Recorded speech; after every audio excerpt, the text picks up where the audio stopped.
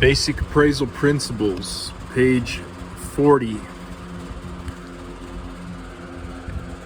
Two types of data sources. Number one, primary data. This is the data gathered by the appraiser personally, such as through inspections, for instance, sketches, photographs, measurements, notes about property quality and condition.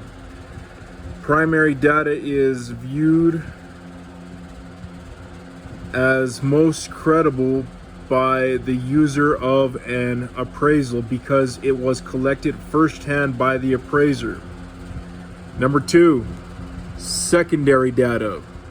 This is data the appraiser gathers through third parties, such as the local multiple listing service, government produced reports, and other resources.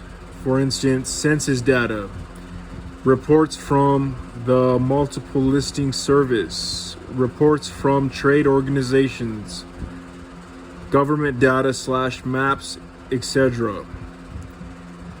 Data verification.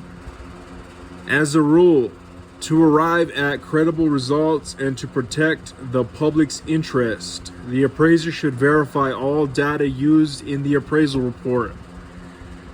For those appraisals that must comply with USPAP 2010 through 2011, Standards Rule 1 through 4 states, in developing a real property appraisal, an appraiser must collect, verify, and analyze all information necessary for credible assignment results. General data and specific data. Examples of use. The two types of data, general and specific, are further described in the following paragraphs. Along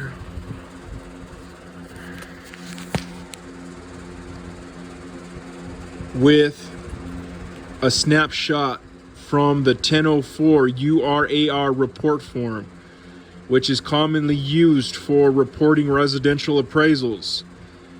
The form illustrates the kind of information that is gathered and how the appraiser may use it in the appraisal. General data. Information about how social, economic, government, and environmental forces affect value and define neighborhood characteristics and boundaries, zoning issues, and more. See Figure 2.2. Specific data.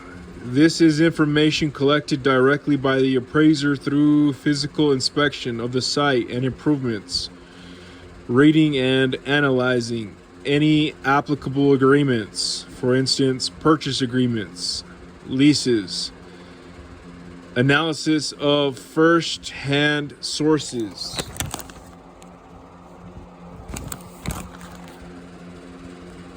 such as county records, analysis of comparable sales, if applicable, and more.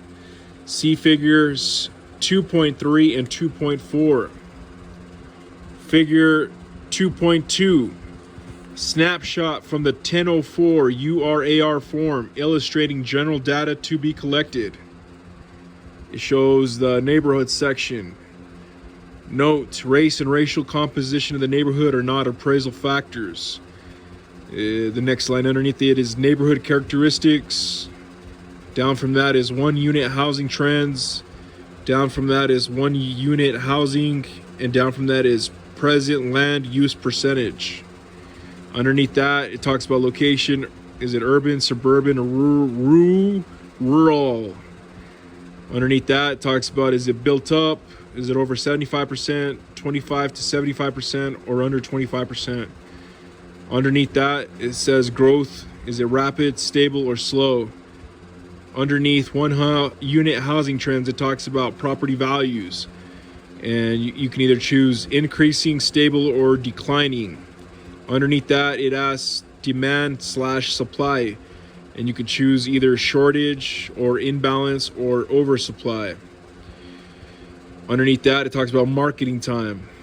Is it under 3 months? Is it 3 to 6 months? Or is it over 6 months? Underneath 1 unit housing, it talks about price and age in dollars and in years. Underneath that, it's like low, high, and PRED, period. Underneath present land use percentage, it talks about 1 unit, and then it's a percentage. 2 to 4 unit percentage. Multifamily, and then it's percentage, commercial or other. Underneath that, there is a section for neighborhood boundaries and a couple of lines to put something in. Underneath that, it talks about neighborhood description. There's 3 lines underneath that.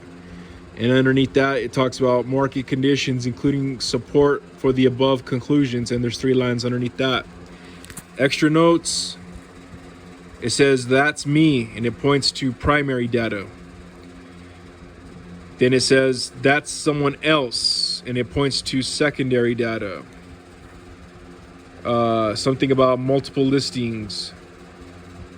Test something. Why is something no compiled data? And then in bold, it says protect the public.